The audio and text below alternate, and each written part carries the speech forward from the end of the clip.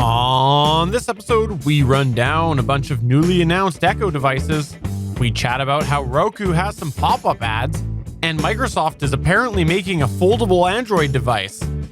Plus, I'll review the Hubitat Smart Home Hub.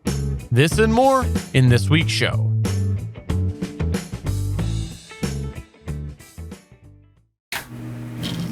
I'm Ryan from the Dad.io podcast, a show dedicated to dorky dads everywhere. Part of the Gonna Geek network, just like the show you're checking out now. Shows on the network are individually owned and opinions expressed may not reflect others. Find other dad-alicious geeky shows at GonnaGeekNetwork.com.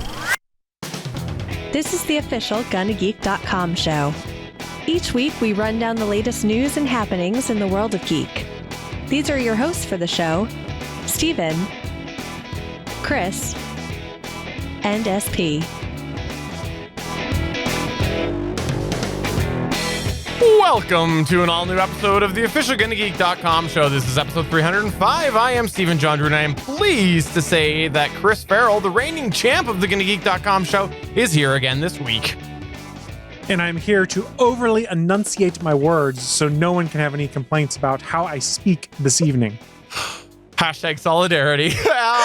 And we're pleased to say, even though SP is not here this week, you can hear him laughing right now. Sunkast is here. Sunkast, welcome back. I think I'm going to start doing a SP Sunkast swear jar. You know, every time you confuse me for SP, that's going to be $2. Oh, please don't. I make that mistake. And let's not include the edit points where I always seem to write down SP's name, even though he's not the one making the error. So, see, I always missay Sunkast's name because I say Sunkast with a C instead of a K. You just can't subtitle my words properly to know. Because I'm going to overly enunciate so you all know exactly what I am saying today. So please know when I say Sunkast, it is probably with a C, not a K. Make sure you're not too monotone either. I am sorry. I will not be monotone today. Well, if you're checking out this show for the first time this week, congratulations on continuing this far. First off, Oz. Thanks, guys. Secondly, I hope that this episode lasts you 2 weeks because next week we're going to be away for Canadian Thanksgiving. That's right. Canadian Thanksgiving is in October, and I don't feel like recording next weekend, and I feel like enjoying the weekend with my family, maybe. I might just watch old episodes of Star Trek DS9. We'll see. You feel like stuffing the bird? That too. For Canadian Thanksgiving, do you actually have turkey and pumpkin pie and stuff, or is it like maple syrup and moose meat or something? I don't know. You know, Am I being stereotypical enough? The nice thing about having it in October is you can actually have both. You can have both because the meese have already started to hibernate. Because meese hibernate, we all know that, right? Okay, fair. The meese have started to hibernate, so it's easy pickings. And then you can have your turkey the American way. So you get both. Mark. Oh, wait, I didn't say that clearly. I didn't enunciate well enough. Someone's going to get offended. So yeah, we'll be away next week. But if you want to check out other awesome geeky shows, there's still lots happening at Geeks.live. We have lots of awesome content coming out all the time, as well as stuff that isn't streamed live over on the Gonna Geek Network at GonnaGeekNetwork.com. By the way, before we get to the news, I want to mention this episode, I'm doing that long-awaited review of the Hubitat Smart Hub. So we'll have that at the last segment after the news. Let's go ahead and move on to the news. Should we do that, Sunkast? Yes. See, I got your name right this time. Or snacks.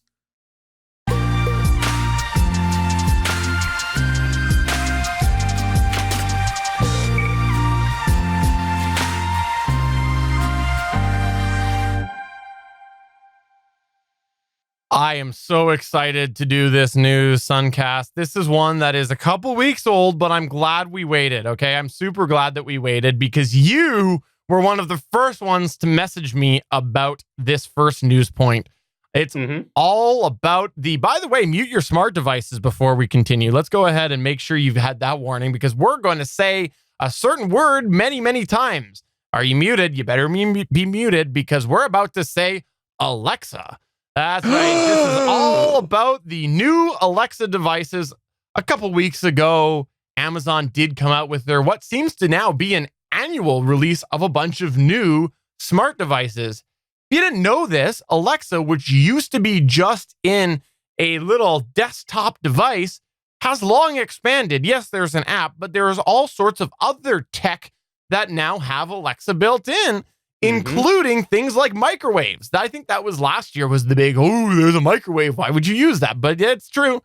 There is that now. And this year is no different because there is a whole bunch more Alexa devices. And so we wanted to run through, we being me, all of these different newly released device or announced devices and comment a little bit on them. So Sunkast, you did send this to us when this first came out, and I look forward to getting your reaction.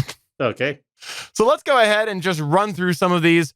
The first one that we want to talk about here is the Echo Studio. The Echo Studio looks to be Amazon's version of, let's be honest, it looks like a HomePod. It's supposed to be like this speaker that is rivaling Sonos, but it looks a lot like an Apple Air or HomePod, whatever you call that. I think that it most definitely is trying to be that, and something that we'll see how it goes, because the HomePod I don't think has really taken off. The price on the Echo Studio is $199 and launches on November 7th. Any thoughts on that? Nope. It's the high-end Amazon device because they saw a niche there. Because remember, Google's got the Google Home Max. You've got the Home Pods, and they do sell some. Amazon realized, hey, we don't have something on the top end of the market. Let's compete. And that's what this is. The thing that's interesting about it, I guess, is that you can pair two of them together to have quasi surround sound if you pair it with TV or something like that. But that's true. I don't think that replaces an actual home theater system in most people's setups. So, well, and I think we've seen that with the what was it that they created, the new Echo Plus and the Echo Dots. I think they do 3.1, don't they? And or something like that. They you did have to buy something. the subwoofer if you want to do that, because there's an Amazon subwoofer that came out. That's right. And maybe it's 2.1. Anyways, their last idea of making a really like a surround type system didn't work out. So I won't be surprised if you're right on this. Because nobody cares to do that. Yeah, it's true. Yeah, exactly. It's a very niche product there, even more so than other stuff there. This is not designed to appeal to the regular consumer. It's designed to appeal to someone's like, I have to have the best quality music ever, even though I'm going to stream it from the regular Amazon music service versus paying the extra for the high bitrate one. So really, if you don't have high bitrate music, why do you need the better speaker? Fair enough. Riddle me this. Riddle me this. The next one that I want to talk about is the Echo Buds. The Echo Buds are exactly like you would think. They are a Canadian product that is only sold legally within Canada.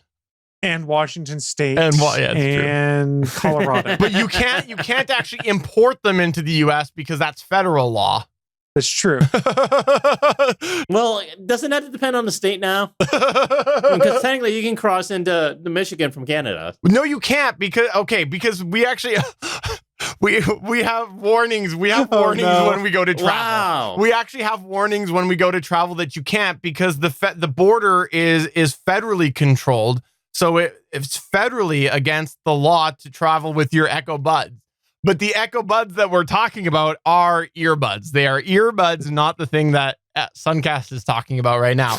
So the earbuds, they're really not a unique design. The earbuds are not really a unique design. There's nothing really unique about how they look, but they're obviously have the Alexa built right in. I don't know. I'm not sure that these are going to really take off. They're $129. I know there's something that you were a little bit interested in, though, Sunkast. They're more interesting than some of the other products that they announced in this event. This was a very odd keynote or event or whatever it was that they did. It was just odd. Like they were trying to be like Apple-ish, but it just didn't kind of quite come off that way. But at least they kept things moving. I think when you look at the price, $130. How much were those TickPods that you spent? When I got them as part of the Indiegogo promo, I think they were 70 or 80, but they're regularly 129. So, and AirPods are roughly the same price. They're what, 149? So they're in line with that. So if someone's thinking about spending that sort of money on earbuds, you might end up finding that these will be something to go with because it has Alexa built right in. And there are people who would actually have a use for that. So it's supposed to be a total of 20-hour battery life is what it's supposed to be. The real interesting thing with this is that, yes, you have hands-free Amazon Voice Services connectivity. So you can say the trigger word anywhere, it will respond. But what they've also done is if you hold down, I think it was the right pod, you can trigger your digital assistant on your cell phone. So you can get to Siri or your Google Assistant, things like that. So while it's geared towards using Amazon Voice Services, they don't lock you out from using the other services you might have on your device, which I thought was kind of a cool touch. Yeah, that's smart of them. And I think that anybody who has used the built-in voice assistant with like a car or something, you know that you kind of get used to how that voice assistant works hands-free. The next one that I want to talk about here really quickly is this is one that I think that we've had a lot of people asking for, and I don't know that we're going to have a lot of comments on it because it just seems like something that everybody can agree is like the greatest thing ever. I don't think there's ever going to be any debate on this, and it is the Echo Frames. The Echo Frames are something that are going to be $179. They're glasses, and they do have Alexa built right in.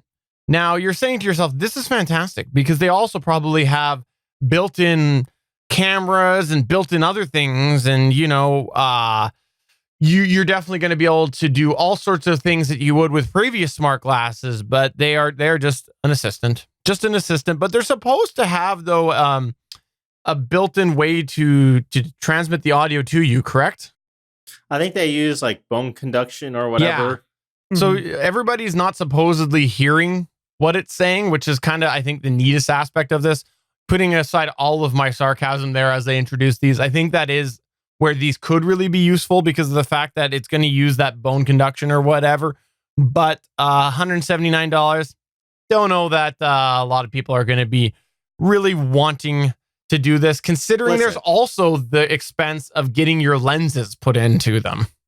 Well, that's if you want lenses in there. Fair enough. Okay. Now, see, I'm in the market for some new glasses. Amazon, if you're listening, I'll gladly take a pair. There you go. Chris Farrell, you're also a glasses wearer. Are you going to go ahead and get some of these? No, because I can't turn the Bluetooth off during the day, and I'm not allowed to have Bluetooth on at work. So it's not possible for me to have them. That being said, it's interesting. It's cheaper than Google Glass was. It's, again, another weird way to put Amazon Voice Services out there. I don't think they're really anticipating selling boatloads of these. It is not the weirdest. I still would say the big mouth Billy Bass that is Amazon Voice Services connected might be the weirdest, followed up by the microwave, then followed off by the analog clock. Next one that they announced is the Echo Loop. Yes, they have indeed made a Hyperloop. Oh, nope, sorry. Misread that. Wrong company. The Echo Loop is a ring. That's what it is. It's a ring built in, or with Alexa built in, and yes, you're pretty much gonna have to use an action button on it. You will hold the ring up to your mouth because the pickup is apparently not that great on it, so you'll essentially talk to your ring all the time. Just like this. Like a Green Lantern. All of you who have been wanting to be the Green Lantern or, a ring version of the Power Rangers, here you go. This is your jewelry, your bling bling where you can talk to. I don't understand this one. I don't really get this because it's $129. I don't know why people are going to want to get a ring of all things. Yeah. Like, okay, so I'm not against all of these devices. Some of them make sense. Some of them, like the ring, don't necessarily make nearly as much sense. So I'm not poo-pooing on everything that Amazon has put out with this event, but the ring, this loop thing, that's one that kind of confuses me. Let's be honest though. If you look at the page Steven had, it said price was by $129, but you could only get it by invite only. Some of these things is Amazon is how do I put this best? kind of doing what Think Geek used to do, which is throw out wild and crazy stuff. Specifically, they did around April Fool's Day, see what people respond to, and then potentially make it open to the wider customer base. I think it's fun. If they sell a few of these rings and people have fun with it, it's a win for them. I can't imagine that they came out and thought, oh, we're going to sell thousands of these ring and glasses devices, because it's not exactly what people want. There's going to be a few people like, oh my God, this is really cool, I want to try it. I just don't see the long-term usage being there for it. But kudos to them for coming up with weird stuff and putting it out there, because sometimes you have to come up with these weird, crazy things to then advance to some product we've never thought of before. Okay. I won't disagree, I guess. The next one that I actually do think the next one that I do think is a really smart move is another version of the Echo Dot. Yes, if you're thinking, I feel like we just got a revision of the Echo Dot, you're absolutely right, because there was the Echo Dot 2nd gen, then there was the Echo Dot 3rd gen, which was basically like a Google Home Mini, let's be real. It looked a lot like a Mini. Well, there is a new Echo Dot, and I think this is, I don't know if they're billing it as 4th gen or a 3rd gen, like a special 3rd gen. It's what it is it's an Echo Dot 3rd gen with a clock built in. And I think that this actually looks really good and really smart. And the reason why I think this is good is because I have had Echo Dots placed in a variety of different places, and they're in a spot where you see the side of it. And I've actually talked about this before. It's one of the reasons I don't like the Google Home Minis, because I can't see when it activates, because generally I'm looking at the side of my Echo Dots, and to throw a clock in it for not much more, I think it's only going to be like $10 regular more than the regular Echo Dot 3rd gen. I think it's really, really smart. Regular price is $59 US, and I think the regular price on the normal 3rd gen is like $49, isn't it? That was $39. Okay, well, I'm looking at the page now. It's not terribly more, and I think that some people, it will actually be worthwhile to have that, because especially if you got it next to your bed and whatnot, and you want a small little alarm clock or whatever, I think that that's cool. I think that it's a neat idea, and they've put it through the fabric, as long as you can actually see it. That's the only question that I have, is how visible is it going to be in the day? I haven't seen any actual versions of this in like full daylight conditions. That's the only concern I've got. I'd definitely be interested in one of these. I mean, I have my Echo Dot sitting right next to me, and I have the taskbar for Windows auto hide, so I don't always see what time it is unless I actually move my mouse down to bring up the taskbar. So like having an actual clock here on my desk would be kind of nice. It's one of the things I really, really liked about getting the Echo Show 5 was the clock. I love having the clock on it. It's fantastic. Same here. What is really nice I saw in there is it'll also display like alarms and timers. So theoretically, if you were cooking something in the kitchen and you set a timer for 15 minutes, instead of having to ask her how much time you have left, just look over at the device and it displays on there. I have the Echo 5 in my kitchen specifically for that reason, so that when I use a timer, I can just look at the device, not always have to ask. Yes, I know it's a total first world problem, but it's really annoying to be like, oh no, I don't know how much time is left on this. Let me ask her and find out, when a simple glance could suffice. Fair enough. The next one that I want to talk about is the Echo Flex. The Echo Flex is a thing that hangs on your outlet and basically just hangs on your outlet. It's got USB ports built in, a couple of buttons, and there's really not much to say. It's $25. It hangs on your power outlet. Moving on to the one after that, the Echo Glow is also another one that we don't need to spend a lot of time on. Nope. But it's an orb. It's an Alexa orb, an Alexa orb that glows. Wait, is that a Dragon Ball? It kind of looks like a Dragon Ball. Yes, it does. I don't know. There's different colors that can dance along to music. So there you go. You've got your dancing orb. I don't know. Do you have anything to say about that? Either of you? I don't care about it. No. This one here, I was actually really happy to see, the Echo Show 8. So they've been making tweaks to the Echo Show. It looked for a while like maybe the Echo Show line was dying, but then it came back with the Echo Show 5, and now they've done an 8, which is essentially the same features and concept and design as the Echo Show 5, but in an 8-inch version. I could actually see myself for the right sale price getting one of these in the future for my kitchen. I've said it before, the Echo Show 5, a little too small for that, but I think that would actually be okay. Chris Farrell, you actually downsized your Echo Show. Does this intrigue you at all? Also, in part because my Gen 1 Echo had incredibly bad screen burn-in, and it was outside the warranty window, and screen burn-in really shouldn't happen, and I got frustrated and was like, well, the hell with this. As soon as I get rid of it, I will. So they did some ridiculous trade-in offer, and I traded in that to get an Echo Show 5 or whatever. It's fine. The speaker's not quite as good, and it's not quite as good about picking up my voice as the original Echo Show was, but it does the job. I could see the Echo Show 5 as a better use for like a alarm clock or something like that in a bedroom, assuming you put the privacy shutter on, because I don't really want a camera in there, and then using the Echo Show 8 or the 11-inch version in a kitchen. Yeah, I'm with you on that. Another one that they announced, which is well overdue, is the Echo Generation 3. This is just the regular Echo. If you didn't know that, the Echo Regular was sort of the first one. There was the Echo, then there was the Echo Dot, which is the small one, and then the Echo Plus, which is the big one. The Echo Regular has sat unmodified for a while now. They upped the Echo Plus last year or the year before. The regular Echo never got an upgrade, and now you have it. So not really much to say there. It's supposed to just have better sound, and I believe it totally, because my Echo Plus 2nd gen far better than my Echo Plus 1st gen.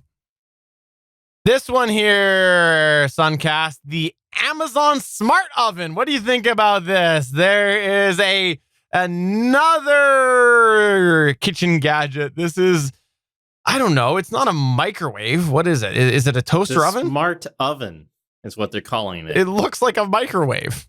It's an air fryer also, it said. So it's a combination. So it's a microwave, air fryer, convection oven combo, apparently.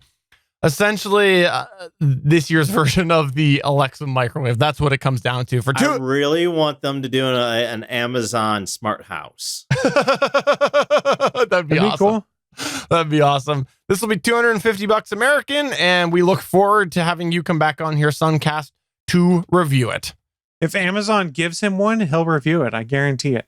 Yes. Absolutely. And also at the same keynote was a bunch of updates to other products, largely Ring-based, but other Amazon-owned products. But those were the key Alexa upgrades that came out this year. And I don't know. Aside from the couple that I mentioned, I don't really foresee myself getting the others. Maybe the microwave. The microwave. There you go. I'm still up into those frames. Just send them to him. No, literally, I'm looking for new glasses right now. That'd be interesting for you to have that. Amazon, if you're watching, tweet at Sunkast. That's SUNKAST on Twitter, and he'll do those frames for you. Just send him a tweet saying, we got some frames for you. He'll be happy to demo them on this show and a variety of other ones, I'm sure, too. Well, moving on from that news point here, I think we covered that way too much. We are going to go from one intrusive thing, which is the Alexa being on top of your face, because let's be honest, that's very intrusive, to another intrusive thing. Chris Farrell, what's going on? So when you cut the cord, a lot of what you're trying to do is get away from ads to kind of better control how much money you're spending, and how a lot of people cut the cord, or rather, when you do cut the cord, you have to buy a streaming box or device of some kind. For a lot of folks, it's Roku devices, or they might actually buy the Roku TV. That is a television that has a Roku built into it. You see a lot more of them out and around now. They've been all over on Black Friday sales, different tailgate sales prior to the Super Bowl, stuff like that. They've become fairly prominent. Well, Cord Cutter News has a report saying that Roku TVs have recently started showing interactive pop-up ads overlaid on related television commercials received over cable or antenna. An image posted by the publication showed a pop-up ad for Ghost Town that appeared during a Geico commercial. Please note, Ghost Town is sponsored by Geico. The matching pop-up included a prompt for the viewer to set a reminder using the Roku remote. Cord Cutter News says the pop-up will only display over ads that have partnered with Roku on this feature. Although they're best known for their streaming hardware, last year on an episode of the Vergecast, Roku's CEO said he believed the company was in the ad business rather than the hardware business. Now, keep in mind, if you have a Roku now, you're probably used to seeing ads on the home screen for different Roku channels or services. The bulk of these ads have been on the home screen, but they're now extending these efforts to ad-supported TV broadcasts. Now, side note, if you have a DNS blocker in effect, you can pretty much block 99% of those ads on the Roku home screen. I do it right now via my router, so I don't get my ads on the home screen there. But you honestly get used to them. They're not really obtrusive. They're always on one place. They're not popping up in what you're watching. So how does Roku do this? How do they have the smarts to basically say, I see this as a commercial for Ghost Town. I should give you a reminder. Well, they build on an existing automatic content recognition technology, which is used to offer the More Ways to Watch feature back from 2017. It was an opt-in feature that automatically senses what you're watching on broadcast TV and alerts you when it's available via streaming services. So the case there would be, say I'm watching a syndicated rerun of Big Bang Theory or something like that. I could push a button on my Roku remote and it would then say, hey, you can watch Big Bang Theory on these different streaming apps, which is honestly a useful tool. But when you pair that with, I'm going to serve you ads via that tool, I'm kind of not inclined to want to use it. So you can opt out of pop-up ads, rather, but you lose access to the More Ways to Watch feature. If you want to disable this, you do so by turning off the Use Information from TV Inputs options within the Privacy section of the Settings menu. It's important to note, this is only on Roku TVs at this point in time. It is not on Roku boxes because the Roku box is not actually accepting a cable or antenna input. So it's less problematic for most people, but it's a sign of the future that I'm kind of uncomfortable with because I don't need you supplementing the ads I'm already getting that I can't bypass via my antenna. Chris, we all know you watch Kate Plus 8. You got me. I just can't wait to see when that Kate gets a man, it's going to give her another 8 children so she can have 16 children. And I want to know what's going to happen. I tune in every week on the Learning Channel because I learn a lot on the Learning Channel now with all the trash TV they have that doesn't teach me anything. You know, you're being a little bit sarcastic right now, and I feel. What are you talking about? I love Kate Plus 8. It's the best show on TV. I feel like it's my duty to report the findings of our poll that I've been running at Geeks Out Live. Yes, if you haven't watched us live on Mondays at 8:45 p.m. Eastern, you can come to Geeks Out Live and watch us record. I asked the question, do you think this Roku pop-up is invasive? And the results are very, very surprising because 100% of our respondents said yes, they were indeed invasive. Are you shocked by that? I'm not at all. But in all fairness, I didn't describe the extent of the pop-up. What I should say is it's not like it's a full screen thing or anything like that. The image they showed on Cord Cutter News, it was like a pop-up in like the bottom left-hand corner of the screen that gave a little blurb about it and said you can push this button to set a reminder. So it doesn't take over the entire screen, but it's very annoying and reminds you the fact of, they're basically reading in everything I watch. Yeah. So they can better serve me ads in addition to the convenience of saying, here's the streaming services you can use this on. So what is the next step with this technology? What are they going to do with it? I don't know. I mean, I know Netflix knows what I watch. I know Hulu knows what I watch because I'm subscribed to them, but my Roku box doesn't. And my Roku TV arguably shouldn't need that. I guess they're going to use it to better serve me ads on the home screen that I'll continue to block that I never see. Well, if you want to know Chris Farrell's browsing history, please email us to podcast@gonnageek.com because Chris Farrell says that he will disclose his entire browsing history to you. Dude, that's easy. It's reddit.com, it's twitter.com, and it's probably news.google.com. That's about where I go for most of my content. That's fair enough. The rest isn't stored because it's incognito mode, if you know what I mean. The next news point that we've got here is one that I know Sunkast is going to buy. What's up with over there in Microsoft land? Totally. So this past week, Microsoft had a big event in New York City where they made a number of announcements, including Windows 10X, which is going to be their operating system specifically for dual and foldable screened devices. And they also announced something called the Surface Neo, which is going to be their dual screen Surface Book or Surface laptop or Surface tablet device. And then they also announced an Android phone.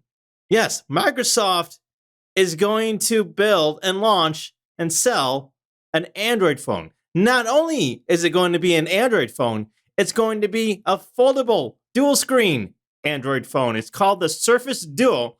And we don't really know a whole lot about this other than, yes, it runs Android. It features a 360-degree hinge and offers a custom Microsoft experience layered on top of Android. It has two 5.6-inch screens that turns into an 8.3-inch device when unfolded. And other than that, we don't really know anything else about this other than perhaps that is coming holiday 2020. But yes, Microsoft is releasing an Android phone. What do you guys think about this? I think there's two things that are really need to talk about here. Number one is the fact that Microsoft's building a foldable phone, and number two, number one, they're building a foldable phone that's using two screens rather than actually folding on the display. That's number one. Number two is the fact that they are finally doing Android. Chris Farrell, you start. Actually, what's more interesting is the Microsoft Courier dream lives to see another day. Because if you remember, probably 4 or 5 years ago, there was the rumored Courier device that was supposed to be a folding display, smartphone / PC hybrid. Regardless, it's interesting to see Microsoft embrace the Android community. Now, we've seen some signs of that. Remember, they partnered with Samsung, I think it was with the S10, to have like a Microsoft edition, or it might have been the Note 9, I can't remember. But basically a Microsoft edition that you could buy at the Microsoft store that came preloaded with Microsoft's productivity apps, the Microsoft Launcher, things like that. They've been making an interesting play in having more apps and things like that on smart devices. Like you can get Office apps on iOS, you can get them on Android, stuff like that. And Satya Nadella is moving Microsoft away from being a Windows software company to an internet company that has applications that can be accessed on any device. It's kind of moving towards Microsoft's goal there. I think it's cool. I think it's smart that they're not trying to do a foldable display, because we've seen with the Note Fold how difficult that is. And honestly, it'll be interesting to see how they skin it, because remember, they're putting out a laptop-like device that is very similar in appearance, that is two displays that fold together, have a 360-degree hinge on it. This is a supplement to that, a matching product, whereas that will run Windows 10X, I believe is what it's called. This will run full-blown Android. And supposedly, Microsoft has been working with Google / Android in regards to how to handle dual-screen devices, because that is some of the stuff that was touted in the recent Android 10 updates, and presumably for Android 11, is better support for dual-screen devices. So I think it's a win for everyone. I think it's an interesting tech project for Microsoft. Do I think they're going to go out and sell millions of these folding phones? No. Do I think they're going to have an interesting product out there that have people going, that's kind of cool, I want to check it out and get positive buzz? Yes. I don't really see Microsoft turning into a full-blown Android handset manufacturer and putting out like 6 phones a year. I think they're going to put out a couple cool things to them to see what piques customer interest. I pretty much agree with you. I think that there's a lot that's really, really interesting about the fact that they are doing all of this. One thing that I will say is that I don't think that they should do a custom theme. I get why they want to. I personally am not a fan of custom themes on Android, because if Samsung hasn't been able to do it right, nobody can do it right. Because look at Samsung's big market share, and it is still in many ways sluggish compared to stock Android. They've already done it. It's just an option for people. And again, this is holiday 2020. We don't know when it's actually coming out. I doubt they're going to lock it down so that that's the only launcher you can put on there, because Samsung doesn't even do that. So we can put oh crap, what's the name of that launcher I used to use? Nova Launcher. So we could put Nova Launcher on there or something like that. So I would not be shocked if it is easily able to put another launcher on there. But why they would probably put their own on there is from the screenshots they showed. It had a very similar appearance to their folding laptop to make things look the same and relatively continuous between products. Microsoft already has a launcher for Android, so this isn't really anything out of the realm for them. It's the fact that everybody has been kind of clamoring in a way to see Microsoft kind of get back into the handset game, and they were always wondering, okay, well, if they're going to do it, were they going to do it with Android? And here they are finally doing a handset that runs Android. Well, we'll see what happens here. Like Chris said, it's a while off still, and hopefully they can make it work. No matter what they do, I'd like to see them make this work because I'm tired of hearing of these failing folding display stories. I think that 2 displays is almost as good as a folding display, but You want to know where this gets more interesting, though? Project xCloud coming to Xbox, which is supposed to allow game streaming and things on it for Android, iOS, and PC devices. Microsoft makes their own foldable phone device out there. It's going to work nicely with that, and look for them to make some kind of concessions for how those dual screens would work to support xCloud. Yeah, I think it's rather interesting if you think about it, that their first real launch of a handset with Android is going to be a dual screen device and not just a single screen handset. Go big or go home, right? I mean, they're swinging for the fences with putting something out there that's unique. Yes, there are other devices. LG just put out a dual screen device. The by all accounts is not very polished from what I've heard. It's kind of clunky. And we do know that Samsung's got the Galaxy Fold coming, which has its own issues. And Huawei also has a foldable phone. But remember, they probably won't be able to release Android phones in the United States after this phone because they're not allowed to have Android as per current trade restrictions. So yep. The foldable phone market is open. Microsoft's got a different approach towards it, and competition is good. Again, do I think it's going to take off and be the greatest thing ever? Probably not, because I think folding phones are a gimmick, and there's not many people that are really going to have a great use for it other than being, this is cool. But when you have to work with it on a daily basis, probably a bit more problematic than just the regular phone you can slip in your pocket easily. Right. And I did post a poll at geeks.live, and I asked if people will buy foldable smart devices, and we had 60% say yes within 5 years, 20% say no, and 20% said I already own a non-smart flip phone. So there you go. Lots of representation there. And lastly, in our extra here, I just wanted to acknowledge the fact that there's a new Picard trailer out. You should definitely go watch that. We're not going to get into all of the nitty gritty about it because that would be a whole segment in itself. But yes, there is a new Picard trailer out. And I want to... There's a nude Picard trailer? Whoa. There is a nude Picard trailer out. You're right. And there's also a clean version of it as well, which you should definitely check out because I've watched several people say that they might actually buy CBS All Access to watch this. So that's pretty powerful in itself. But let's go ahead and move on to the featured segment. Here we go.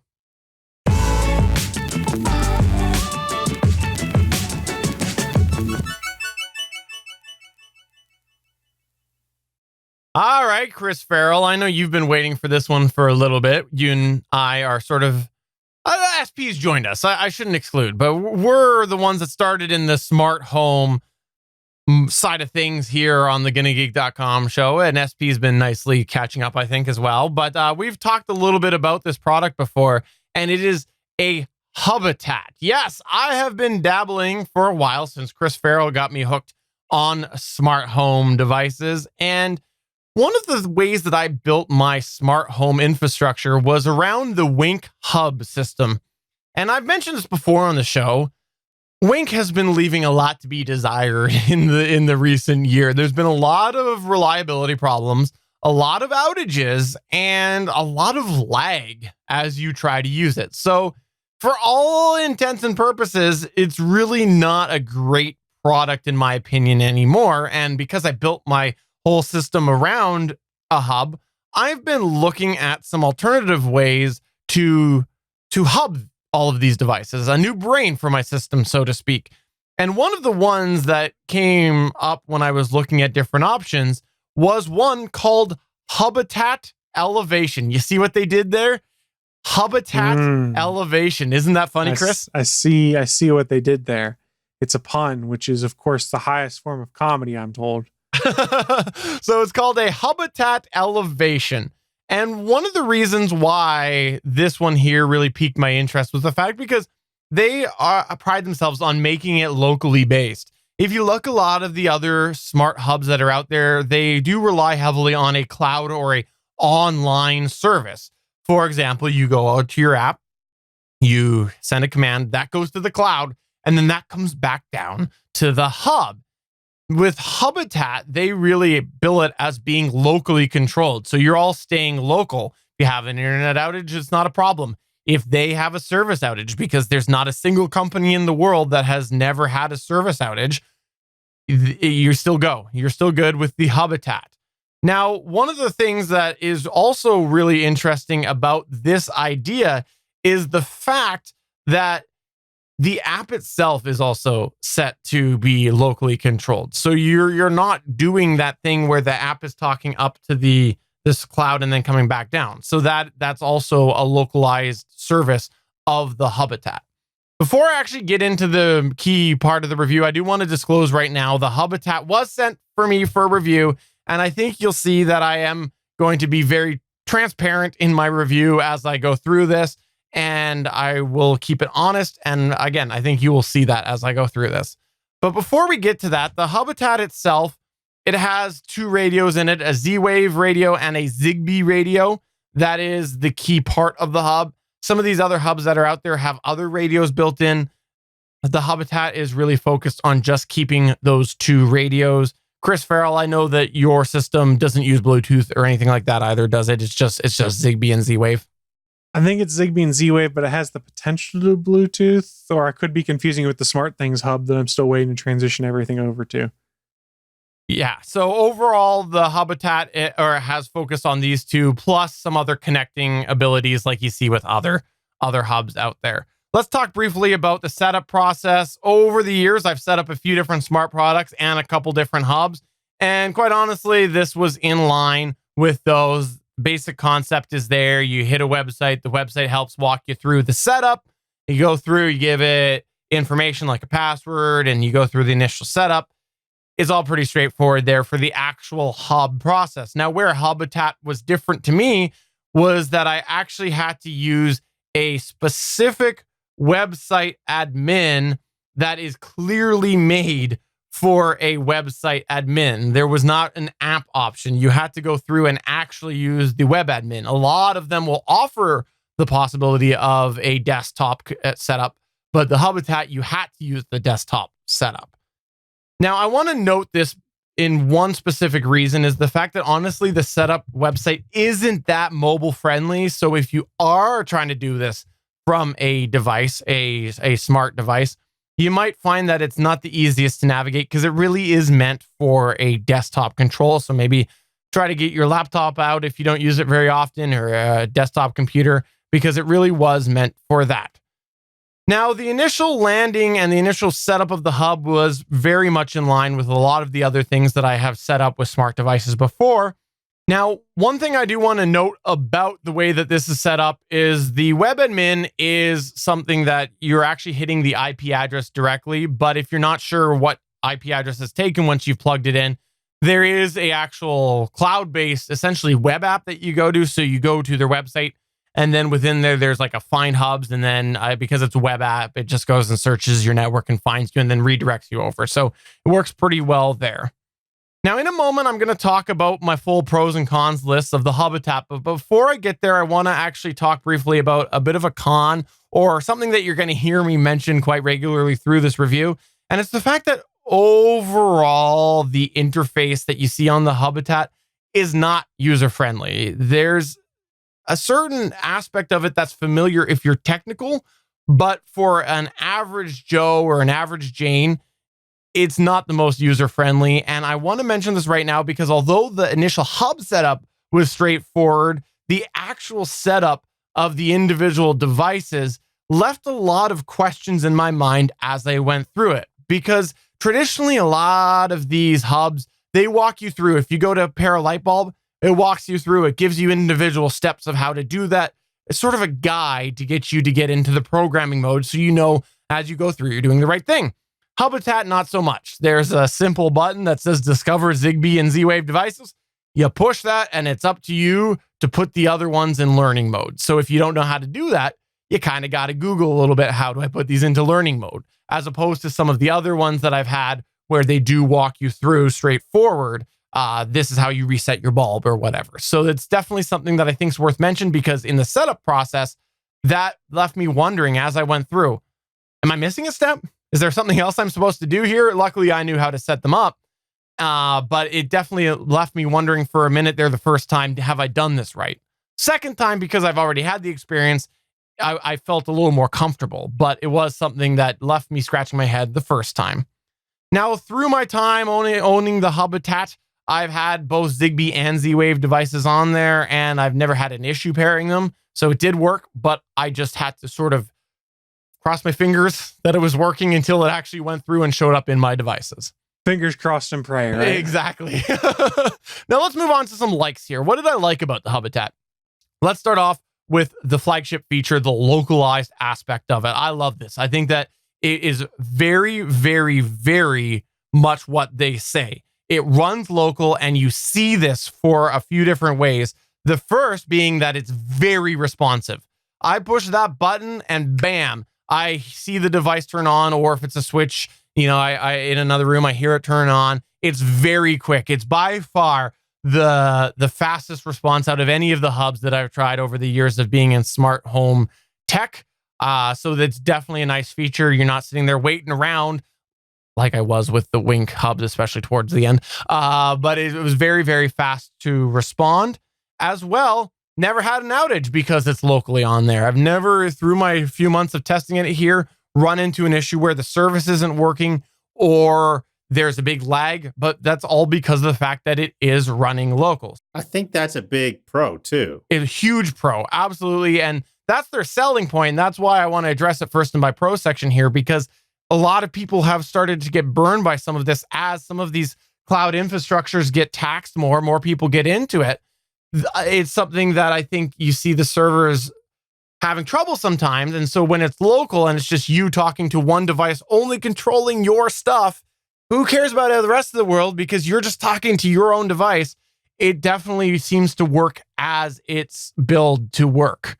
Or what happens if your internet goes out? Exactly. Another thing that I want to mention here is the fact that the Hubitat has that web admin. While I mentioned that if you want to do it mobile, it's a downside for someone like myself who likes web admins. I love desktop. I prefer to do things desktop. I think it's fantastic. There's a lot of really good information having this easy to access web admin panel that I can see all sorts of information in there. It's a pretty intuitive layout as far as trying to find the different categories within that admin panel, such as a section for the device settings or the actual Hubitat settings or the apps that you can link to the Hubitat. All of those there, it's pretty intuitive. And a big advantage that the Hubitat web admin has is the fact that you can actually view what's called the dashboard. When you pull up the app is essentially accessing what's called a dashboard, a set of icons that you configure. And I'll talk about that in a second. You can actually pull up that dashboard right from the web admin. So although you can go into the little nooks and crannies where you can see the individual device IDs and all of these things in there, and you can toggle it manually, if you've gone and you laid out your phone a certain way, you can see that dashboard right within the web admin, which is helpful if you want to control your devices from a computer. I've wanted to do that for a long time, and I love having this access. That's pretty cool. Yeah, I like that. The web admin is also a gateway to other things that I really like as a techie guy. Lots of techie information in there, like device IDs for your Zigbee and your Z-Wave devices. A lot of different information that is buried in there. And on sort of a surface level, one of the most underrated features, in my opinion, is the size of it. It literally fits in the palm of my hand. The Hubitat is that small. Chris, confirm this for the audio listener. Well, I mean, I don't know how big your hands are. I've never met you in person. Fair enough. But I don't have ginormous hands. I mean, I do. I'm supposed to have ginormous hands. He's a giant. So I have moderate sized hands, and it literally fits in my hand. And there's lots of other hubs out there which are much, much larger. So trying to find a spot for these hubs can be tough, especially if you don't have a garage you can shove them in, or you need to have them in your living room. And to be able to have a hub the size of your hand that you can just tuck away, I think it's great. I think it's fantastic. The last thing that I want to mention in my pros is the fact that there is a ton of flexibility with this. This is another big thing that Hubitat builds themselves on. there is a lot of different ways that you can program this. For example, the rules, if you've ever had a hub, a lot of times you want to set a rule. If one thing happens, another thing happens. The rules are very, very programmable where you can stack different commands. So a lot of the other hubs out there, it's like, okay, if one thing happens, do another, and you're stuck at that. With this, you can actually stack individual rules to help really make unique cases and really push that flexibility as much as you want. Now, getting to the cons, what don't I like about the Hubitat? Well, let's start off with that biggest overarching con is the fact that it really, really isn't meant for somebody that isn't techie. There is a lot of individual customization that needs to be done in this. It's not very user-friendly for someone that isn't a techie individual. You're better off going with one of the mainstream options, in my opinion, just because of the fact that it's not a step-by-step wizard along the way. You definitely have to have some level of techiness to use this. Even that dashboard that I mentioned isn't right out of the box. When I installed the app, I looked at it and I'm like, there's nothing here. Where's my devices? I literally had to go in and set up the dashboard from scratch. How big did I want my icon size? What colors do I want? What do I want the name? What sort of icon do I want? Like, there's a lot of customization that I was able to do in there, which is good. But if I want to just make it work, it's not that straightforward within the app. Yes, there is a button that you can now push in order to make it auto-populate icons, but honestly, it's not that pretty when it does that, and so you're still kind of customizing it. As well, the rules that I mentioned, not very easy to use as well. There's a lot of things that you kind of have to really wrap your mind around as you go through, and I'll actually mention that in a minute. Now, another downside that I think is worth mentioning for this Hubitat is the fact that there is a slight lag compared to the actual desktop version. The desktop version, you log into the web admin, boom, you're up, everything's there. When I'm launching the app on my Pixel 2, it takes a second for that to load. Once it loads, it's super fast, super responsive, pushing a button, you hear it go. It's exactly like I described, but that initial load of that app does take a little bit. Now, I have a theory on that. I have a theory that's because it's pulling that dashboard locally, because like I said, you customize that and that's stored on the hub. So maybe that's where the lag is. But for someone who is trying to open it up and just quickly push a command, you can't really do that. You have to wait for it to load before you push that command. Another con that I think is definitely worth mentioning is for the video viewer you saw when I held it up, you can see there's a network jack on the back. Well, if you want Wi-Fi, you're out of luck because it is wired only. So it is a wired only device, which might be one of the reasons they can keep it small. Probably not, because we know Wi-Fi radios can be pretty small, but maybe. So there is definitely a consideration there if that is something that you really need, that wireless compatibility or dependability as far as getting your hub to talk to your network. For me, I'm big on putting things wired, but I completely recognize that that's not possible for everybody. And so I think it's worth knowing that there is no Wi-Fi on there. And then the last thing that I want to mention, which is really frustrating to me as someone who has been looking at different hubs, is there's still no real user sharing with the Hubitat. I want to be able to go and have someone create an account and say, I want to only share X amount of devices with you. That's not possible. There's no user sharing right now on the Hubitat, so it's worth considering the fact that that does not exist. There is a way to sort of share some devices, and I'll talk about that in a minute. Now, what are some other notes that I've got that aren't really pros, aren't really cons, just some general considerations? Number one, I mentioned that the dashboards are customizable, but what's cool is you can actually have multiple dashboards on there.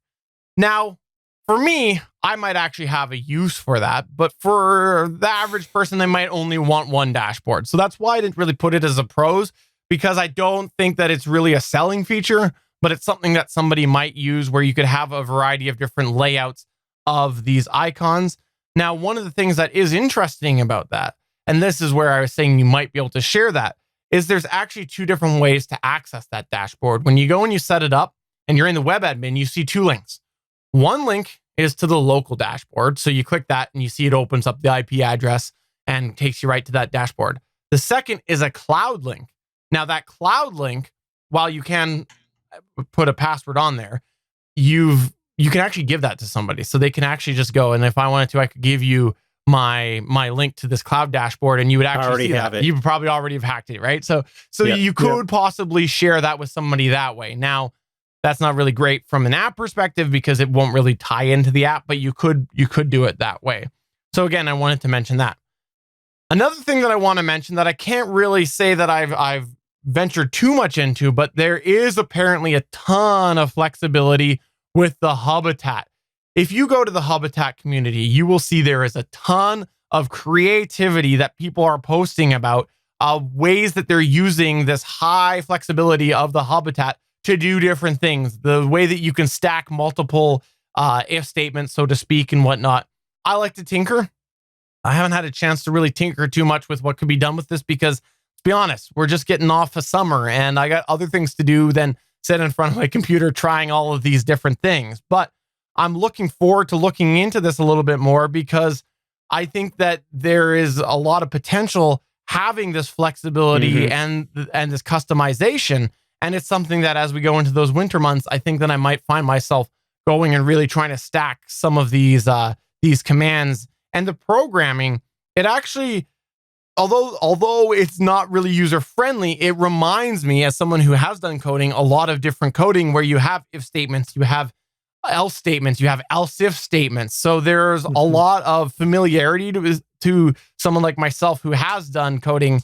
And I'm sure if you saw an example of the Sunkast, you'd feel right at home as well, because you look at the way that these sort of triggers work and it looks just like coding, like, PHP or anything like that. It's interesting. I know you want to code, don't you, Sunkast? I think this is a really cool product for a lot of people out there that are smart home enthusiasts that like to tinker. Agreed. There's definitely a market out there for that. I wouldn't call it a niche because I think it's a little bit larger than a niche. And the last thing that I want to mention here in the considerations is that there is a lot of really interesting people out there who have gone and thought of some ways that you can customize this and build applets to really sort of enhance the experience. And a few examples that I wanted to run through is, number one, I've seen people use the dashboard, that app that shows all of the individual icons, to actually live stream their camera feed. So they take a camera feed, and through one of the ways that you can customize one of the buttons, you can actually have it show their video. It has to be a certain protocol, but it's kind of cool. You see people who have their smart controls there, and then right there they can see their camera feed. And it's not like it's a camera that's hooked up to the Hubitat. It's just pulling a network feed. Another thing that I thought was interesting that I saw somebody do, just to give an example on how you can really stack these triggers, is they made it so that their hub looks to see if their wife is home alone. And if she, I know, it sounds creepy at first. This took a turn. They made it look to see if their wife is home alone. And if she goes into the shower, so now's your opportunity to laugh again. If she goes into the shower, it locks all of the doors. I thought that was cool. So if she goes into the bathroom where it's isolated, home alone, there's nobody else on the Wi-Fi, goes and locks the doors. I thought that was a really, really creative way and an example on how you can sort of stack these controls. And the other thing that I have not confirmed, but I want to go ahead and try, there are some people that talk about how you can share devices across multiple hubs. They program some in there so that if you have multiple Hubitats, or there's multiple people that have them, you can share devices across them. And someone even references in the diagram the ability to do that with SmartThings. So I want to look into this further. I have a whole Trello card of things that I want to really look into as we go into the winter months and really just experiment. But the Hubitat community, these are just a few things that I just kind of pulled out at random as examples on how this is meant to be flexible. Overall, I think it's a great deal for the price and has a ton of flexibility. The flexibility really, really is miles ahead of many other hubs in this price range. It packs one heck of a punch, but it is worth noting you really have to be techie. It is something that if you're not a techie individual, I think you will not like this hub at all. I think you would get very frustrated. You probably wouldn't use it. I think if you're willing to be techie or you're somebody that's willing to tinker a little bit more, it might be the way to go. Personally, I have not moved all of my stuff over yet because I haven't had a chance to tinker. I haven't had a chance to go in and really experiment more with this. But based off of what I've seen with it over the last few months, I could see myself switching over to this fully. I have to really experiment with a few other things as well, of course, as a consideration. Can I get the dashboards to a level that my wife feels comfortable enough using it? Because she's not techie like me. So that's obviously a consideration that I have as well. But I could see myself switching over. If you're someone like that, I think it's worth definitely giving it a try. They do come on sale. I've seen them come on sale a couple of times. And again, I love the form factor. I love the fact that it's so tiny and it's easy to tuck away. And the range has been good on it. So that's my review on the Hubitat Elevation. Chris, I could see you doing this if you had more time to tinker, but it's something that I also recognize that you haven't moved over yet from SmartThings because you haven't had time. So I don't know that it's for you. Right, you are, Steven. I haven't had the chance yet to mess around with even moving over to my SmartThings hub. I'm intrigued by it. I've seen a lot of things in the Wink subreddit where anytime something goes wrong, people start becoming evangelists for Hubitat. So I'm aware of the product. I just haven't had a chance to look into it yet because honestly, here's where I'm at. I get annoyed when it doesn't work. And I'm like, I should really take the time and go mess with that SmartThings hub I have and transition stuff. But then I'm like, God, that's a lot of devices to do. And I just want to watch TV right now. Sunkast, you mentioned earlier that you think that there's probably some people more than a niche, you said. What else do you have to say about this? Well, just from my little bit knowledge of SmartThings Hub and just the community that SmartThings has, I strongly believe that there's definitely a market out there for all this smart home stuff and being able to have something that's flexible as a Hubitat. Take into consideration stuff like IFT and Zapier and how popular those services are for connecting a whole bunch of different things and being able to set it up in any number of combinations. And I think Hubitat is kind of like the IFT of smart home hubs. It's definitely something that I'm looking forward to now that summer is over, is really looking at customizing this more. I know there's other options out there if you really want to get super nerdy, like there's Home Assistant. I think it's Ryan from the Dad.io podcast. I think he's running that if I recall correctly.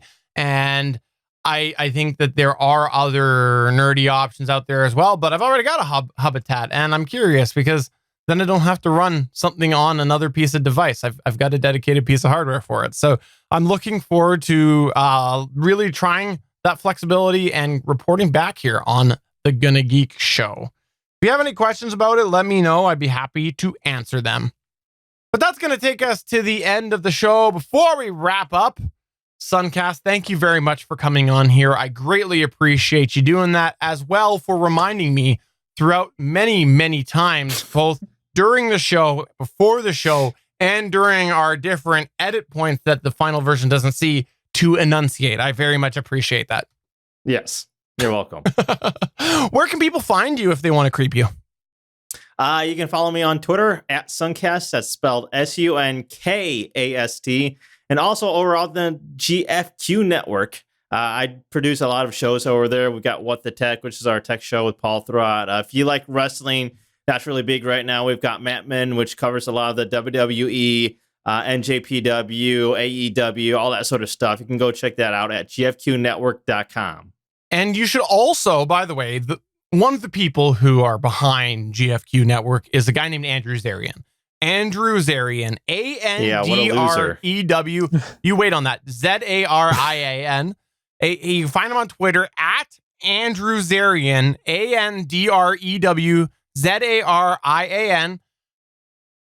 In my opinion, Andrew is one of the lead. He is the lead, let's be honest, behind GFQ. You're the one that does all the technical stuff, but he's the guy that's the face. Sunkast, he just called you a tech monkey. I know, I did.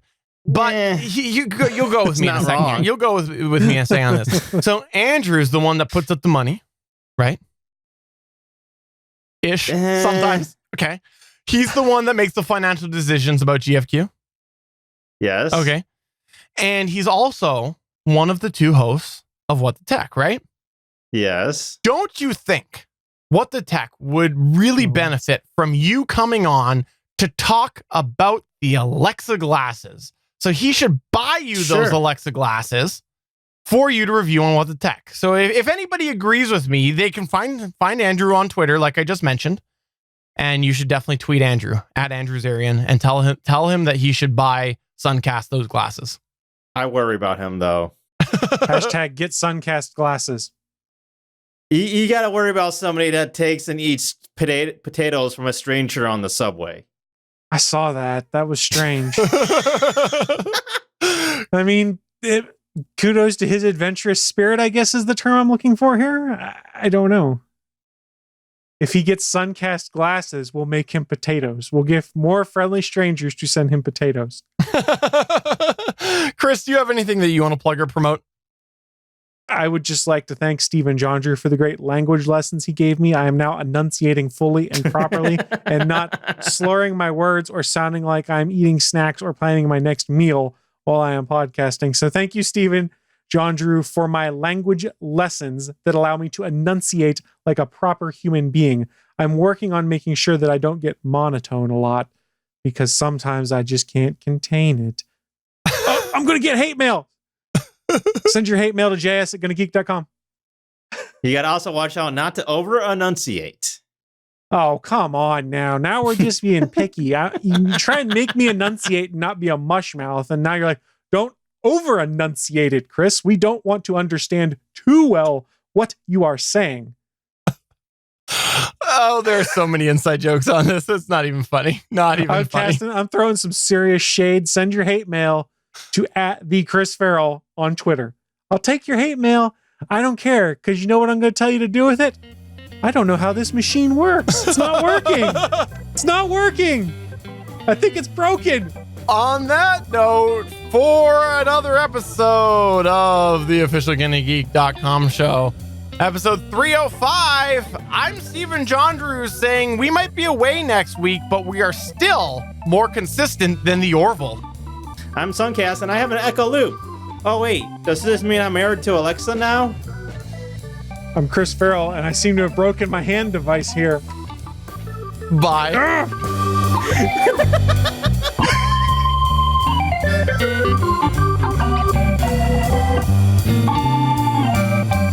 Thanks for checking out another episode of the official GonnaGeek.com show. If you like the show, please give us a 5-star review in Apple Podcasts or a thumbs up on YouTube. You can always join us for our live recording sessions, which stream Mondays at 8:45 p.m. Eastern at www.geeks.live. And remember, you can find our full back catalog at gonnageek.com/show. If you're itching for more geeky content, check out other shows on GonnaGeekNetwork.com. Voice work was by Emily Prokop of The Story Behind podcast. That's it for this episode. We hope to see you back again next week.